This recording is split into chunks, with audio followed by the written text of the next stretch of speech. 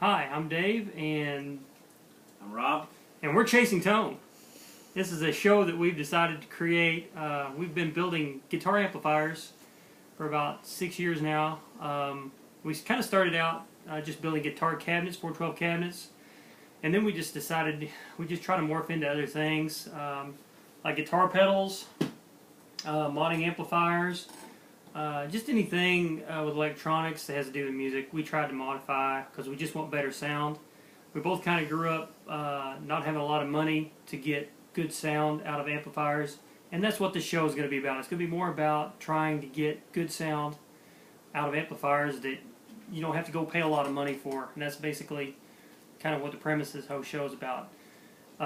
Rob has had probably more amplifiers than Brett Michaels has had girlfriends. Yeah, probably. So, what do you kind of go for whenever you're looking for an amplifier? I mean, you can kind of give me a quick idea. Well, early on, it was just the cheapest thing I could find, you know. But tube, I like tube. Yeah, I mean, It's awesome. tube is kind of what we've kind of moved towards. I mean, we were solid state at the beginning, I think, because we didn't know anything about tubes when we first started out. So, as we've kind of grown in the music, we've kind of realized that tubes are what's going to get you that good crunchy sound. So, you know, basically that's what this show's about. What I wanted to kind of start with is pedals. Pedals are simple. You can pretty much go buy a pedal off Guitar Center's website. You can cruise that thing all day and find $20 and $30 pedals. I think this Boss Distortion DS1, I believe I probably can get these for like $25, $30 a piece. You pay like $5 of shipping, and you can have one of these. Now, what's really cool about these pedals, okay, the guy that designed them, he did an okay job, but they're not just going to blow you away right out of the box. So really what you need to do is to dig into one of these things and do what's called like a Keeley mod, or there's other mods that you can do. A book that I like and I've really got into is the How to Modify Guitar Pedals by Brian Wampler. The guy's a guru about modding pedals, and he's got about 3 or 4 different mods that you can do on this pedal alone. And I mean, really, to be honest with you, the sky's the limit. You can take and change the values of the resistors and the capacitors in this thing. I mean, you can leave the beaten path. You don't have to follow this book. You can leave the beaten path and basically just mod it to your taste. You don't have to just go right along with it.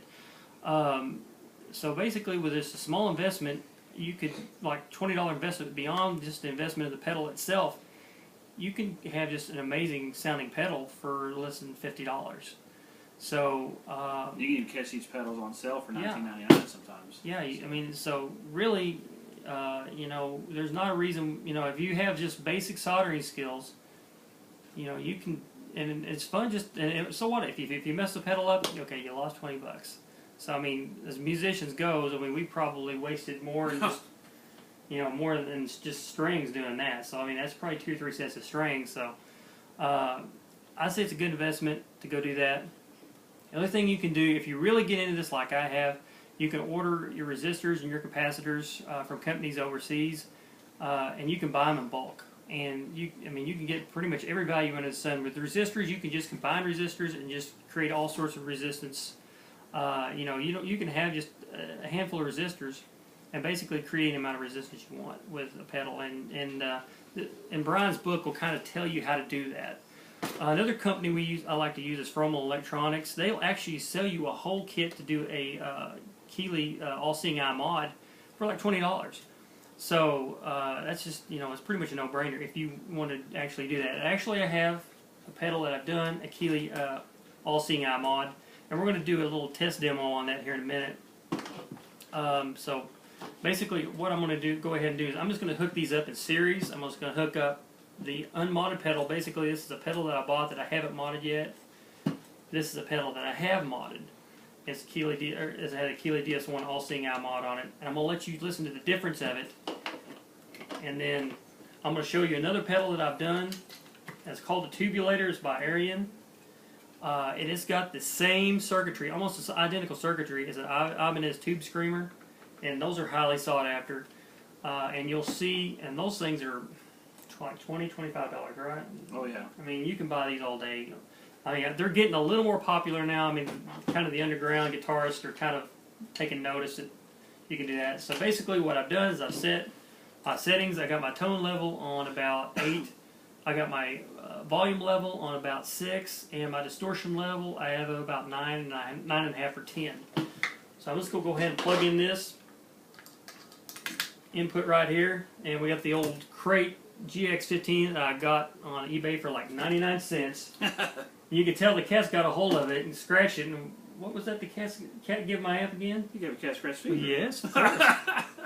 So anyways, I'm going to turn this on, let Rob do a little jamming out on it. I'm going to let you hear what it sounds like. We're not going to play a bunch of clean stuff because I hate when people mod pedals and they say, now we're going to play the clean. And it's like 10 minutes of clean and then they play 20 seconds of distortion. Yeah. It's straight to distortion with us. We do not care about clean. Who cares? So here we go. Here's what it sounds like with the unmodded pedal Boss DS1.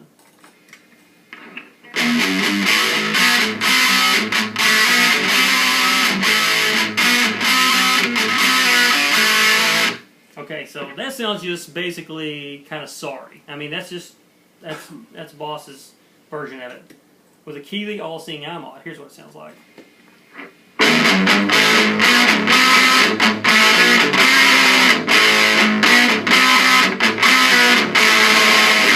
See, I had to dial it back a little bit. I mean, it opens up the sound, gives it more bottom end. It just makes it sound more fuller. There's also a mid boost switch on it. I'll throw that. Let Rob play through it just real quick. Let people see what it sounds like.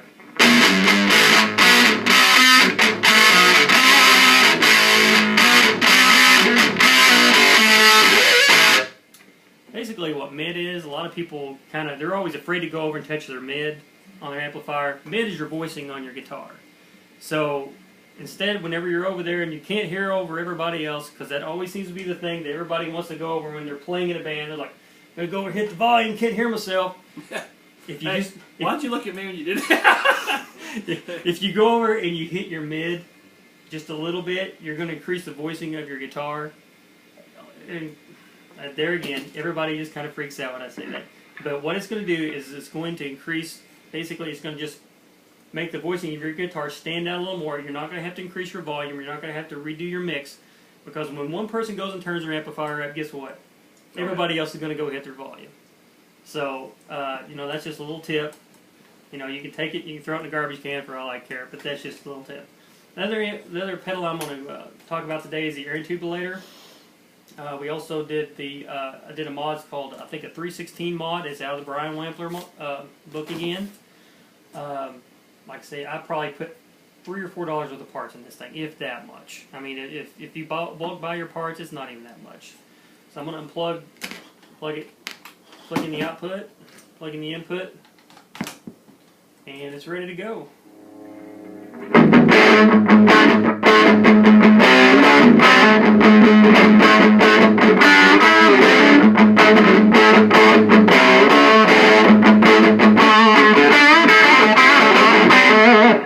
So basically that's just a quick rundown of what you can do with not a lot of money when it comes to guitar and guitar sound.